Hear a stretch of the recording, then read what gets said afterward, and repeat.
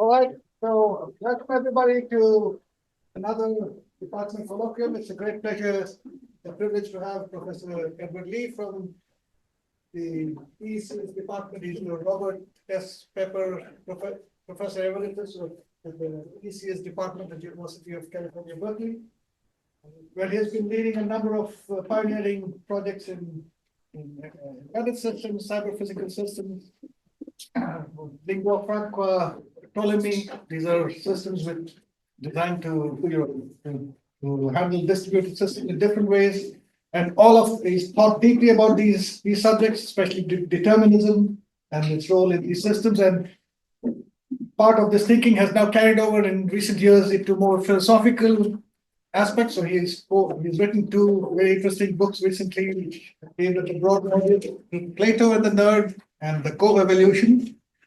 And very lately, he's also been thinking about, like many other people, large language models and their implications in various ways. And so the talk today is also something that has this philosophical slant in it. So over to you. Thanks very much, and thank you all for coming. I think filling up the room here is just further evidence that what a free lunch can accomplish. So I'm glad to see you all here. So I'm going to be talking about a question, and I need to admit to you up front that I'm not going to give you an answer. But what I'm going to try to give you is an idea of how one might go about getting an answer to this question, and to the extent that it is even perhaps possible to get an answer to this question. So first of all, let me define my terms. What do I mean by an embodied AI? Embodiment here is a term that's borrowed from psychology. And I'll explain in a little more detail what the psychology interpretation of it is. But from the perspective of AIs, what I mean is really something very simple, which is that the AI will have sensory organs that can sense the physical world, such as the touch sensors that are on these fingers that are manipulating that baseball there, and so as a consequence, it becomes possible for the machine to interact with the physical world in a very physical way. Okay, this is quite different from the way that we're currently using the large language models, where they're interacting with the environment through the internet and through largely textual interfaces and through computer sets. The question here is whether there would actually be a significant transformation once the machines acquire this ability to act in the physical world and to be able to sense the results of those actions. Okay, now sentience is also a term that I need to clarify. It's several steps below consciousness, which is a question that I'm not prepared to try to address. Will the machines become conscious? But the sentience question is already a very difficult one. And so loosely, sentience is just the ability to experience feelings and sensations. But it's not really enough to just be able to have sensors, right? I mean, a thermostat has sensors, but we don't consider it a sentient being. So psychologists use the term valenced experience, which valence in this case means that there's a good or bad quality to it. So the experience is either a distinctly positive experience or a distinctly negative experience, and that there's some meaning to this notion of being positive or negative. Okay, so that's actually where the problem becomes hard, because it's not just about being able to sense the physical environment, but it's about being able to actually formulate an internal state that is valenced and that gives a value rating to that experience. Okay, so the question that I'm addressing is, the first question I would address is, can a machine achieve sentience? And here I have to ask you to adopt a perspective which the rest of my talk is not going to make any sense if you don't adopt this perspective, which is a materialist perspective, which is in the materialist perspective, every aspect of our physical world arises ultimately from the physical properties of the processes going on in the physical world, including our cognitive minds, our consciousness, our sentience. All of those are a consequence of physical processes going on. That's the materialist perspective, okay? Also called a physicalist perspective. The terms are kind of used interchangeably, but it's a perspective that I hold and that I ask you to hold for your interpretation of what I'm going to say for the rest of the talk, because otherwise the talk really won't make much sense. So under that perspective, this question of can a machine achieve sentience is a trivial question. The answer is yes, of course. Here's one. Okay. Because what I mean by sentience is valenced experience. And one of the very few things I can be absolutely sure about in the world is that I do have valenced experience. And as a consequence, under a materialist perspective, there is a machine, here it is, that achieves that valenced experience. So let's take a little closer look at that machine, okay? And so this is a reconstruction of a very small section of mouse brain that was put together by a lab at Harvard, Jeff Lippman's lab at Harvard. The way they put this together was that they took a section of mouse brain and sliced it very thin in multiple layers, and then scanned those sections, and then used a computer to reconstruct a three-dimensional reconstruction of the interconnection. This is the segment of mouse brain that was just shown in that picture. This is a human hair. Okay, so this is a truly tiny part of the mouse brain, and there's an extraordinary amount of complexity in that tiny part of the mouse brain. There's hundreds of neurons have pieces crisscrossing that section of mouse brain with all kinds of interconnections between these neurons, as well as other structures that are part of the brain that Jeff Lippman and his team color-coded in that image. Tremendously complicated and a very chaotic structure, right? It looks very chaotic, and it's hard to see any regularity in that structure. Now, here are some images taken from a really wonderful website that I recommend, made by Brendan Bycroft, who very laboriously constructed these three-dimensional images of the mathematical operations that are going on in a large language model. Okay, this is a complete large language model. Actually, it's a small language model. It has only 85,000 parameters. It's called a nano GPT. And there are various parts of this. If you work in the machine learning area, you might be able to immediately recognize these. These three clusters here form the attention mechanism, which was one of the key innovations in these large language models. And then the rest of this is a large neural network and a cascade of three large neural networks with attention mechanisms in between them. You can, in this website, you can zoom in on these, and each of the little dots here represents a number. Okay, so this is a matrix of numbers, which are the weights, they're the Q weights in the attention model. And then these are the vectors. So these are pre-computed. They're part of the pre-trained. So GPT stands for generative pre-trained. Okay, so when you're doing inference, these numbers in here are all constants that have been pre-coded through a learning process. And these are the dynamic numbers that are based on the input that's provided, okay?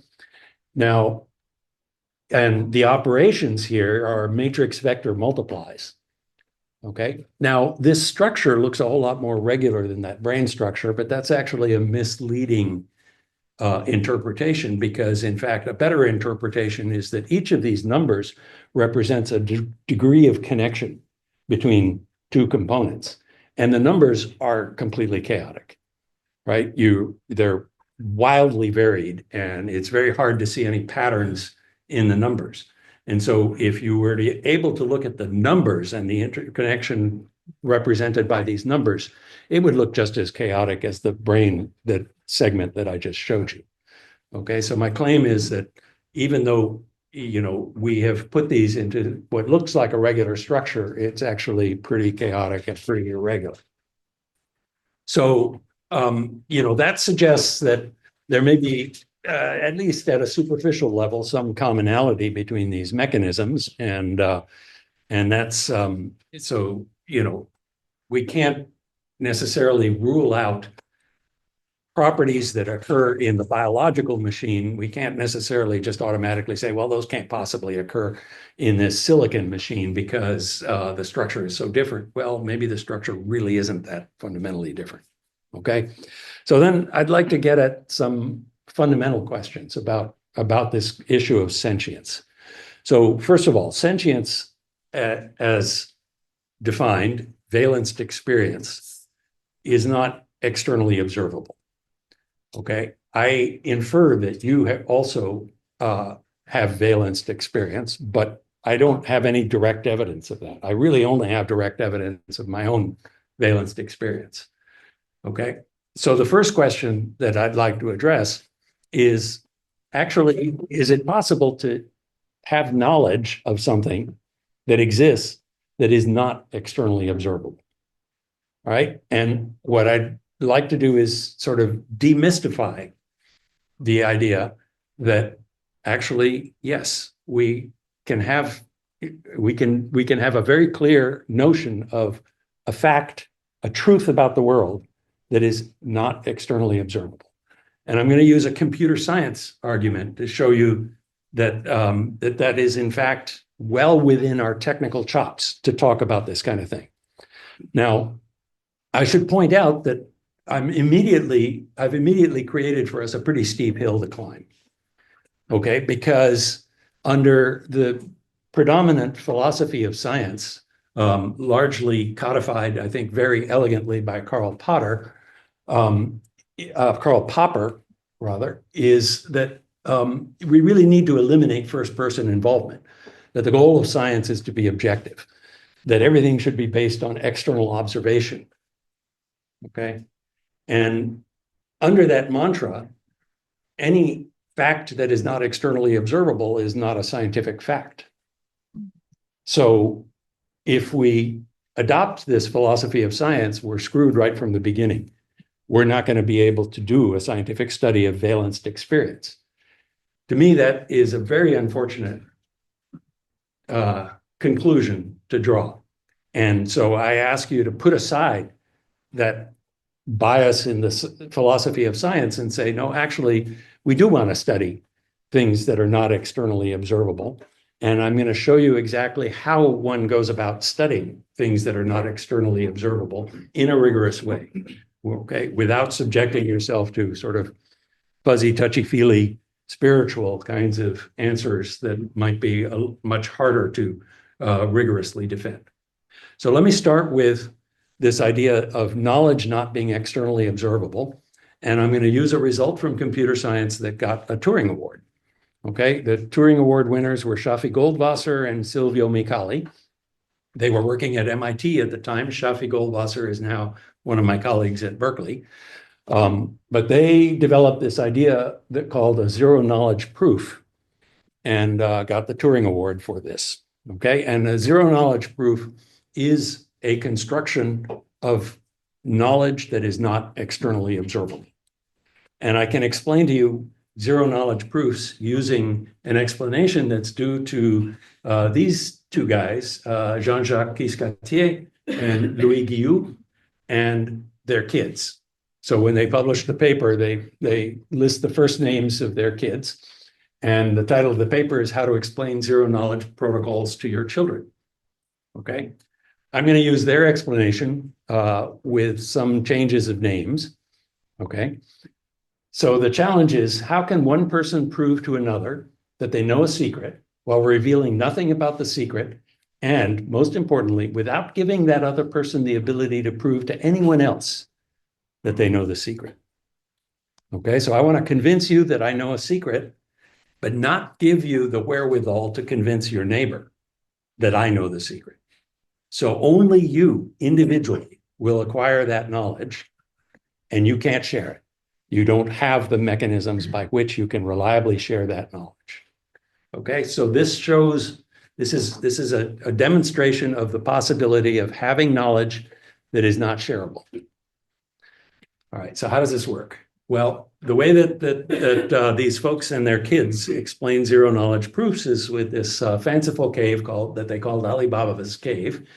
And as I said, I changed the names to name them after the inventors. So we have Shafi and Mick Ali.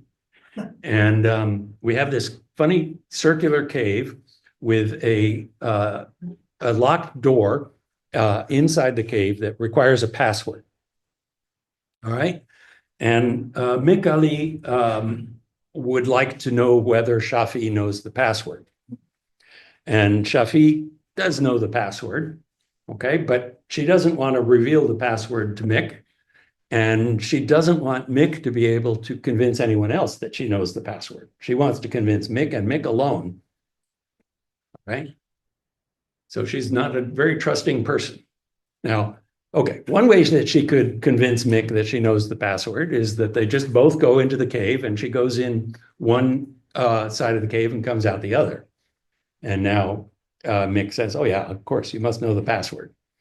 But this doesn't really accomplish the objective because an external observer observing this same event would be able to also now have the knowledge that that she knows the password. Right, so that's not really good enough. So the way the zero knowledge proof works is a little more subtle. So Shah goes into the cave without Mick being able to see. She chooses one of A or B and goes down one of those two paths. Okay, Mick doesn't know which path she went down. Mick now enters the cave and he chooses one of A or B, okay? And he calls out A, for example. And Shafi comes out A, and he says, okay, good. Now, does he know that she knows the password? Not yet, really. But he knows there's a 50-50 chance she knows the password. So he just repeats the experiment. And if she does in fact know the password, he will now say, okay, there's a 75% chance that she knows the password. Repeats it again.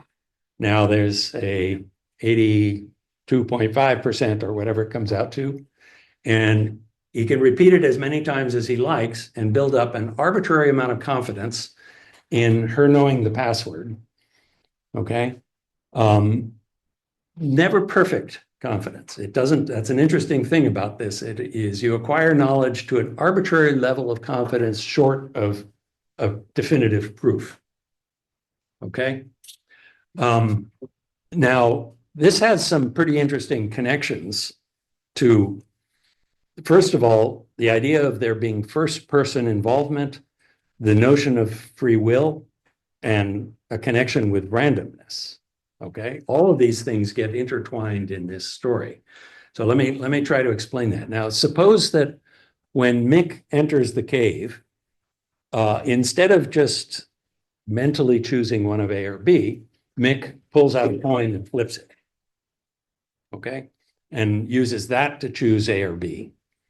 Then the mechanics of the experiment haven't changed at all, but something very fundamental has changed, which is that now an external observer has gained the same information that Mick has, because the external observer saw Mick flip the coin. If you assume that that external observer trusts the coin as being random, okay? If the external observer can't see Mick's mechanism for making the choice of A or B, i.e. Mick is using free will to choose A or B, then the external observer can't really be sure, because the external observer might say, well, no, Mick and Shah have been colluding. They agreed ahead of time on the sequence of A and B, okay? Whereas if he flips the coin, there's evidence that they didn't, that they're not using collusion to come up with the answer. So there's a very interesting and very subtle distinction here, right? If you're explicitly random about this choice, you're not really doing a zero knowledge proof, and there's more information conveyed. Whereas if Mick is using free will, then Mick becomes convinced, but in a way that is not going to be convincing to anyone outside who doesn't trust Mick. Okay?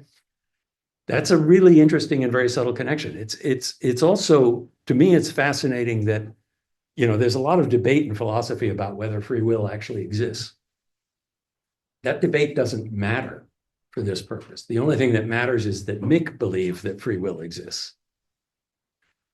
All that Mick has to believe is that Mick freely made the choice between A and B, and then Mick will be convinced of Shah knowing the password, right? It's not necessary for free will to actually exist for that convincing to occur. The first person involvement of Mick in this is also the most interesting thing about this, that this is not an observation that's going on in the proper scientific sense, where you're just observing a system behavior from the outside without interacting with it. There's a direct interaction here. And that first person involvement is a central part of this. And that first person involvement resulted in Mick acquiring knowledge that is not externally observable. So this is a very technical argument for the real existence of unobservable knowledge. Okay. So the essential features of this first person interaction, the residual uncertainty is also an interesting part about that. The fact that Mick can't develop 100% confidence, right? Because, but it can develop an arbitrary level of confidence. Okay, so the next question, well, is this knowledge really not externally observable, right? Once Mick has acquired it, maybe, we could do a brain scan or something and figure out that, no, there's actually, there's evidence that of the knowledge being there somehow, right? So, or is it really fundamentally something that isn't externally observable? So, in my coevolution book, I go through a fairly detailed and considerably more technical argument that is also based on a result from computer science, and it's another Turing-award winner that is the originator of this idea, which is Leslie Lamport.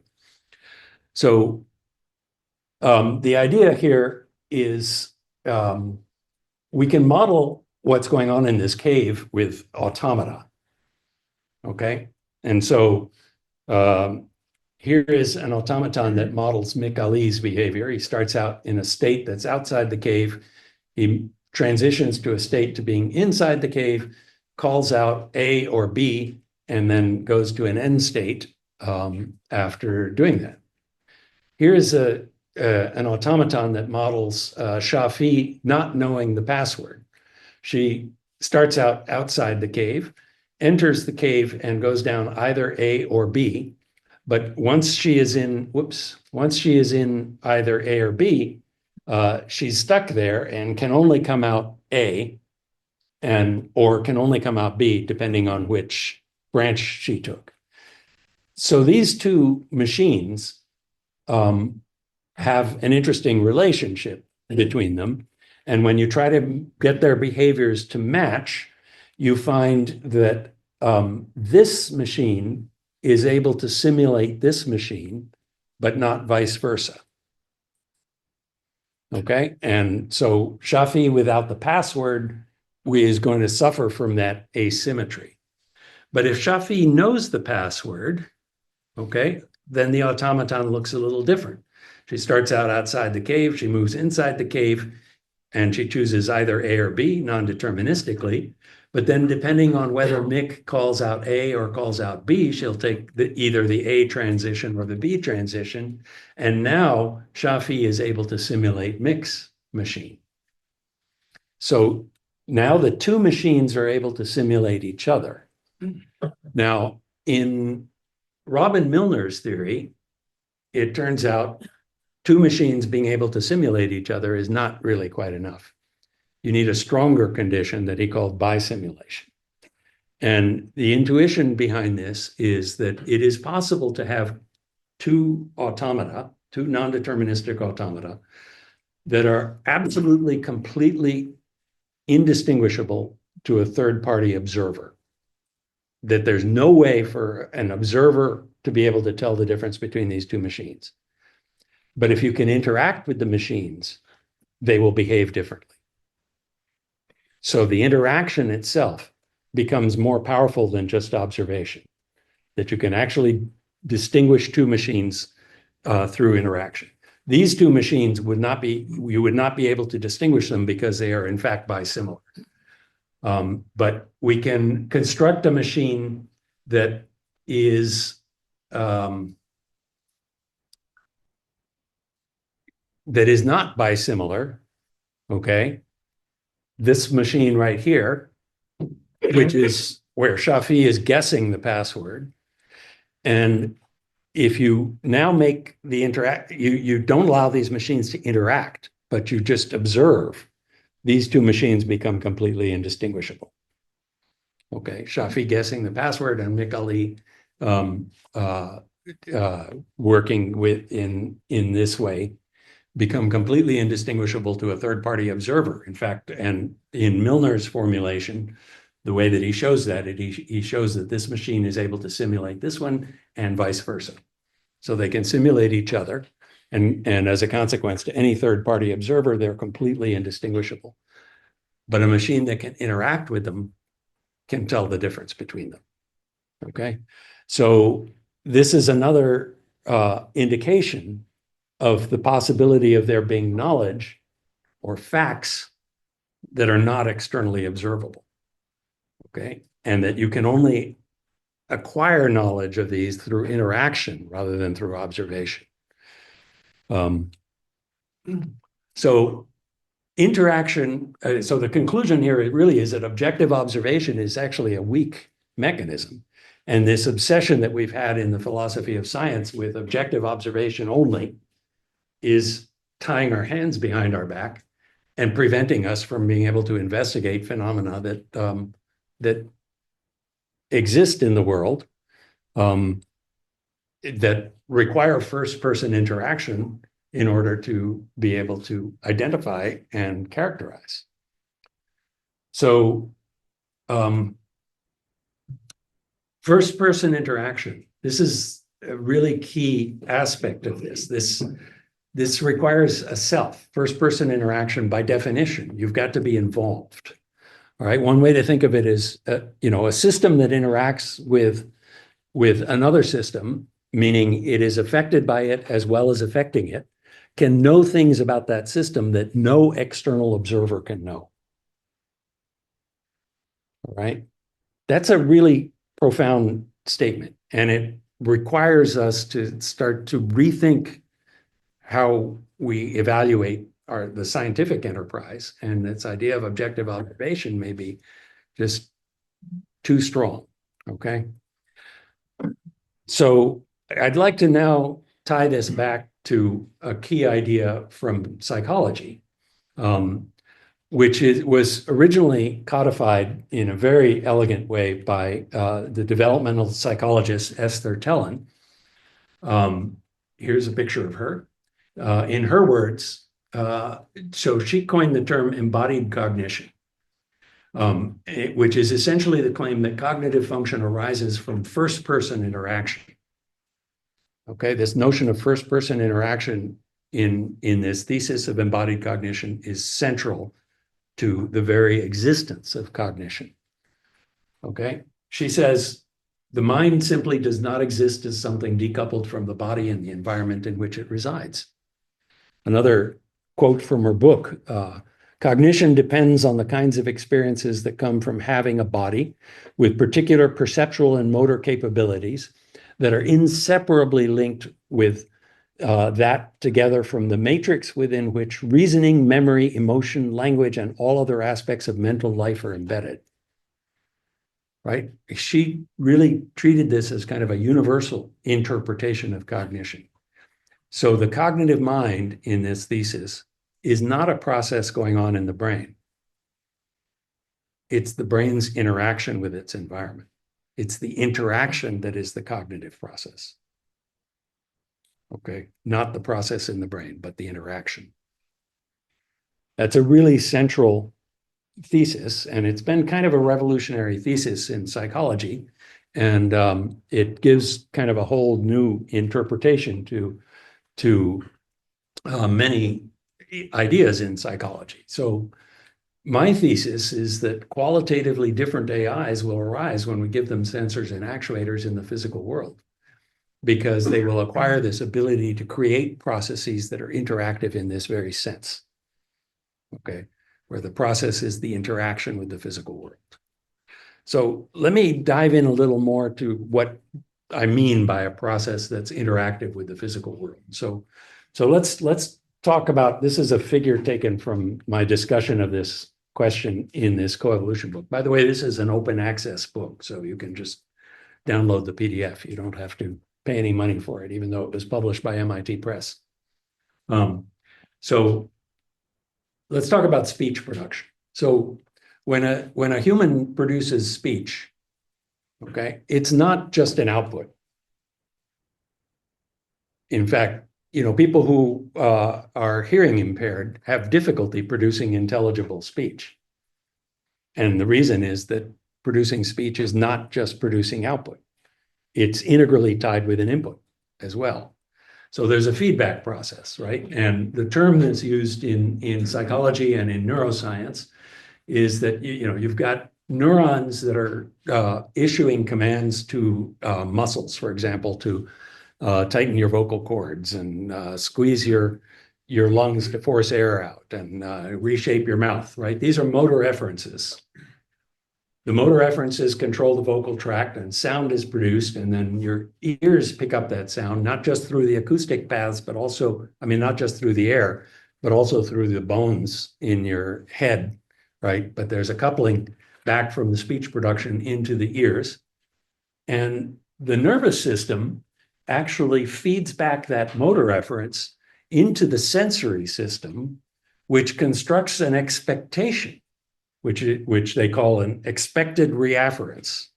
This is the expectation of what your ears should hear as a result of this production of sound. And the brain then compares those two and corrects, right? So the sound that you make is actually not just an output, but it's instantaneously adjusted based on the sound that is actually produced. Okay, and this happens very, very quickly in the brain.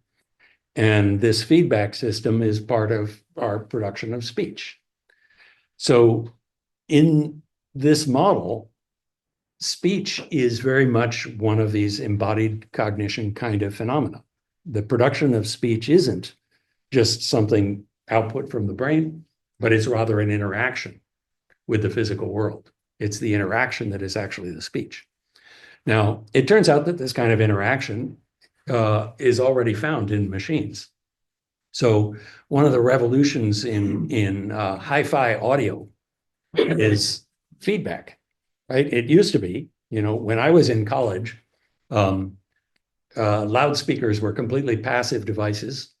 They were created by essentially artists who, masterfully constructed these wood cabinets that would yield beautiful sounds when you gave them, the right electrical stimulus. It was very difficult to make them nice and linear, right? To get high fidelity sound. It was really quite a challenge. These days, you can buy very cheap, very small loudspeakers that produce incredibly good sound that no passive speaker could ever produce. And the reason is simply that they added a microphone to this thing, and the microphone is constantly listening to what the speaker is producing and correcting and making the sound match more what it expected. And with that feedback mechanism, this much cheaper piece of hardware is able to produce a far better sound, okay, than what these passive speakers without feedback are able to do. The smart speakers. So this is the first generation Alexa from Amazon. And this is the Google Home, first generation Google Home. I actually set them up to talk to each other. They were talking to each other in an infinite loop, revealing their stupidity. Actually, it was quite entertaining. But one of the features of these smart speakers is that when you say hey Alexa, from across the room while it's playing loud music, it hears you. And the signal to noise ratio is terrible, right? Because the music is coming out loud right next to the microphone. So the microphone is mostly hearing the music, but it does this motor reafference. So it expects the sound from the microphone to be largely the music, and it just subtracts out the expected sound, and the unexpected sound is the voice signal from across the room. And so that one gets singled out, and oh yeah, it hears it, no problem. Okay, so we already have these mechanisms in the machines, these feedback reafferences, they already exist. This kind of mechanism exists in the most primitive animal nervous systems. This particular worm is called a C. elegans, and it's probably the most studied organism on the planet. It has about 1,000 cells total, and about a third of those are neurons. And the neurons have been mapped out completely. So the connectivity between these neurons is fully known by the neuroscientists. They've modeled it completely. And this video is showing that the worm is distinctly reacting differently to an external stimulus compared to a stimulus that is produced by its own actions. So in particular, if it crosses its own body with its tail, it's going to get a sensory signal that is going to be similar to the sensory signal that it gets from this wire that was dragged across it, okay? But it reacts completely differently to the wire than it would from the stimulus from its own body, okay? And the actual wiring of the neurons that realize this reafference feedback are known.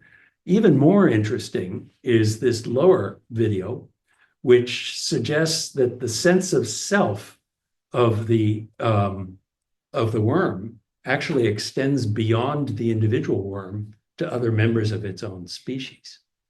So it reacts differently to another member of its own species interacting with its body than it does from some external stimulus from some other phenomenon. So Douglas Hofstadter wrote a really wonderful book that I recommend that's called I Am a Strange Loop. And he writes in the preface that he really wanted to call it I Is a Strange Loop, but his publisher refused to let him do that. But the book is about the notion of I, the notion of self, okay? And it's very much about the notion of self being very much tied into these feedback mechanisms between the nervous system and the physical environment in which it exists. And he also talks in this book about that notion of self extending beyond the self into other individuals in your community, even at the human level, that the formation of society is part of extending this notion of self beyond the individual, okay? But this notion of self is still about this feedback mechanism. And so in a societal system, for example, we expect certain things from the people around us, and we expect them to react in certain ways to things that we do. And when those expectations are met, we're comfortable, we're happy with it, and everything's good. When they're not met, those are the things that you really notice, okay, that really stand out, and your cognitive system really gets an alert for this. So there's people in computer science that have actually leveraged the intensive study of the nervous system of C. elegans and have created neural networks that mimic the structure of the nerve connections in the C. elegans. And they demonstrate neural networks that are about 2 orders of magnitude smaller than a brute force single monolithic neural network implementation of the same function. So when you take into account the architecture that these nervous systems have and replicate these feedback mechanisms, you can get much more efficient implementations of these systems. So there's real opportunities there for computer scientists. Now, there's this whole branch in robotics that people call embodied robotics. And this is one of the early examples due to Josh Bongard, who at the time that he built this robot, he was working at Cornell. So this was about 20 years ago. He's now at the University of Vermont and still doing beautiful work in embodied robotics. But I like this really early work. So this is a robot that he programmed ahead of time with very little knowledge of how to use its limbs. It just has an ability to make its motors move, and it has a whole bunch of sensors coming in. And then what the program does is try to figure out how to navigate, how to walk. And it does this through a feedback reinforcement learning kind of process where initially the robot is just flailing its arms, okay? But after a little while, it starts to figure out that certain movements actually give it some locomotion. And then after a little while, it actually learns that it can walk with these limbs. And Josh Bongard has a beautiful demonstration where he then picks up the robot and rips off one of the arms and then puts it back down. And the robot starts flailing around again for a while, but then it fairly quickly learns to adapt and figures out how to walk with the remaining 3 arms, okay? So this idea of embodied robotics is that, that once you give the robot this ability to interact with its environment in this feedback kind of mechanism, that something fundamental changes, okay? You can think of this as kind of analogous. So a human baby is actually initially unaware that these limbs belong to it, right? The brain figures that out, right, through this motor efference feedback mechanism. That, oh, wow, that motion that my eye just picked up is correlated with the signal that I just sent out to these random muscles, right? And that correlation is part of a learning process that it learns to use its body, but most importantly, it also learns to distinguish self from environment.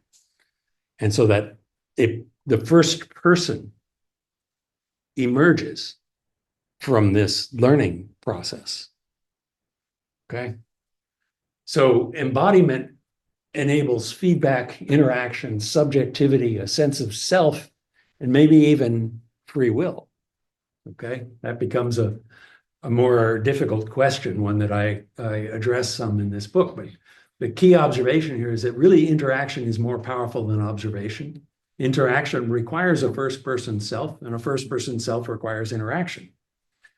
So feedback, interaction, subjectivity, sense of self, and free will are all concepts that are tied together. Feedback. Now, feedback has been around for a while. Harold Black got perhaps the first significant patent on related to the concept of feedback. This was way back in the 1920s. In the 1920s at Bell Labs, they had figured out how to make electrical amplifiers that could amplify a signal by a lot. 1,000,000 times. It could take a weak input and make it 1,000,000 times bigger using vacuum tubes. Okay, but these amplifiers were pretty crappy. They were pretty nonlinear.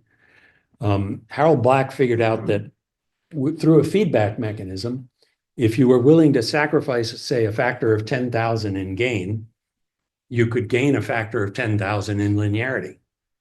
And so you could get very good linear amplifiers using this feedback mechanism. So one of the interesting things about the feedback mechanism in Harold Black's theory is that it's completely instantaneous. The theory is instantaneous. So it's not that the amplifier produces an output, then measures it, then corrects. No, the output, the measurement, and the correction are all happening at the same time. Okay. So it's almost like a declarative description of a system instead of an imperative one. It's not algorithmic. It's a statement of fact about relationships. Okay. That is a very interesting part of the theory. And later on, Norbert Wiener, who coined the term cybernetics for this whole feedback phenomenon in animals and machines, showed that feedback could in fact be predictive. So the feedback mechanism doesn't just measure the error, but it actually takes whatever it's observing and predicts what the future should look like and proactively corrects. Okay. So that makes this whole notion of this system being instantaneous rather than a sequence of operations much more powerful, this ability to do prediction. So in contrast, in the theory of computation, the bedrock of computer science, there is no interaction. Okay, a Turing machine is a distinctly non-interactive beast. The inputs are all there at the beginning on the tape. The outputs are all there at the end on the tape. No feedback at all. What we actually do with computers is actually much richer than that. So if anyone tells you that Turing machines are universal, tell them bullshit. The only universality there is that a universal Turing machine can implement any Turing machine. But the idea that it can implement any machine is just baloney.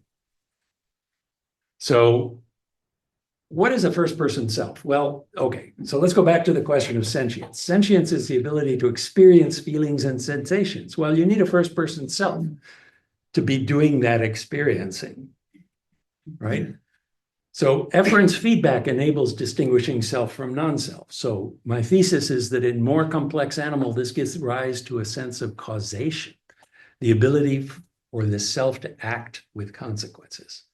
Now, this takes me to the third and final point. So the first point was you can have knowledge that is not externally observable.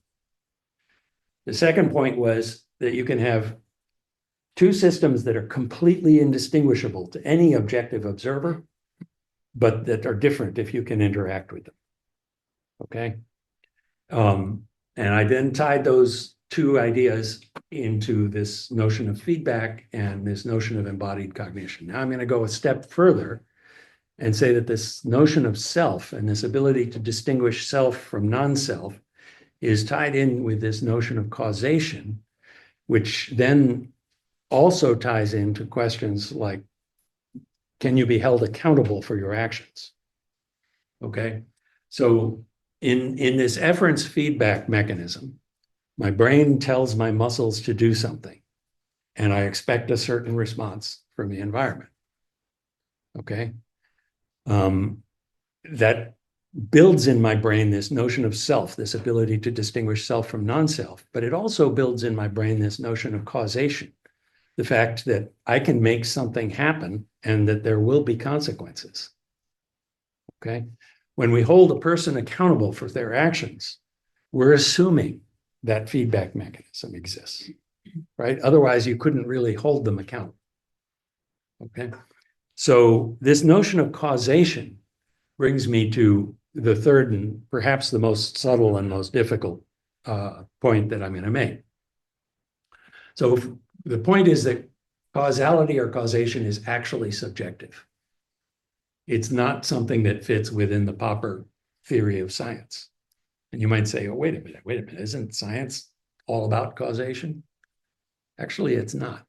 In fact, this was pointed out in a beautiful quote by Bertrand Russell. It says, all philosophers of every school imagine that causation is one of the fundamental axioms and postulates of science. And yet, oddly enough, in advanced sciences such as gravitational astronomy, the word cause never occurs.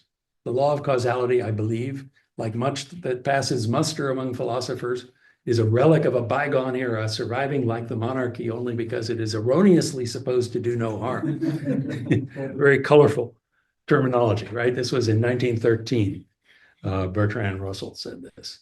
You think of, like Newton's second law, force equals mass times acceleration. Many people interpret that to mean force causes acceleration, but that's not what the math says. Okay, the math is perfectly happy with acceleration causes force. It's only the terminology that we've assigned to these numbers that gives us this notion of causation. Okay, force and acceleration are related. That's all it says. So the third Turing Award winning result that I would like to cite is due to Judea-Pearl. Okay, so Judea-Pearl got the Turing Award for Bayesian networks. And it turns out that he was actually quite dissatisfied with Bayesian networks after having produced them, because he realized that they were actually unable to reason about causation. And he started looking into this in quite a bit of detail, published a book, I think in the late 80s or early 90s. I forget exactly the date of the book. It's a completely impenetrable book. It's really a difficult read, okay? In this book, he shows that he really makes this case that you cannot reason about causation objectively. In 2018, together with a science writer named Mackenzie, he published a much more readable book that is a really delightful book. It's called The Book of Why. And I really recommend reading it. Everyone should read this book. Okay. And part of the thesis in this book is that, in fact, you cannot reason about causation objectively. He has a very nice pair of examples in there, which I am not going to go into in much detail because I will run way over time if I do it, but I'll just try to give you a sense of them, because they're using basic standard statistical reasoning. And one of them is trying to address through statistical methods the question of whether children get better reading ability because their shoe size increases. Okay. And the statistical observation in the book is, well, no, they don't. Okay. And if you look at the statistics, the way you would show that they don't is you have to control by age. Okay. But then he gives another example, which is addressing the question of whether ugliness causes talent in actors. Okay. And he points out that if you control by celebrity, you will actually come to the conclusion that ugliness causes talent, because a famous actor who's ugly is probably very talented. Okay. And a famous actor who is beautiful may or may not be that talented. Okay. So the data, if you control by celebrity, will support this hypothesis. So Pearl points out that you have two situations here where in one case you want to control for a third variable, and in another case you do not want to control for a third variable. And how do you make the choice about whether to control for the third variable? And Pearl makes the case that you cannot make that choice objectively, that there is nothing in the data that would support the decision of whether to control by that third variable. It doesn't exist in the data. You can only make that choice on the basis of a subjective presumption about causation. Your subjective presumption is that age causes reading ability, talent causes celebrity, not the other way around. Celebrity doesn't cause talent. And that these are subjective judgments about causation. And he says that, in fact, you cannot make any reasoning at all about these things without making those kind of subjective judgments. He also ties it very nicely in this book to this notion of randomized controlled trials, which goes back to this Alibaba's cave question, because if Shah makes the choice of A or B by flipping a coin, that's like doing a randomized controlled trial, right? In a randomized controlled trial, you're not allowed to, the experimenter is not allowed to just decide who gets the placebo and who gets the real drug. They have to flip a coin, okay? Because nobody's going to trust them if they just decide. They might, this person looks like they should get the real drug because I feel sorry for them or something, right? So you have to flip the coin in order to be able to convince other people of the outcome of the result. Okay, you don't, in a randomized controlled trial, you don't want to hide the result. You want knowledge that you can share. So you have to actually use randomness, not free will. So there's this connection back to that first step. So these arguments are very subtle. My book develops these, I think, in quite a bit more detail. Just to quote some of what it says: first-person interaction can accomplish things that remain inaccessible to third-person observer. For example, without first-person interaction, it's not possible to distinguish an entity that can have free will from one that cannot. It's the other way around. So that's a point that I make in this book. I construct two scenarios where in one case you can show there can't possibly be free will. In the other case, it is possible. But no third person observer can distinguish these two cases. Okay. Well, I don't need to go through the rest of this, right? This is just more of the points that I've been making. So 4 Turing-award winners supporting a very subtle case that objective observation is really much weaker than interaction, and that first-person involvement is going to be necessary for certain kinds of knowledge. And so does this answer the question of whether sentience will emerge in the machines? It doesn't.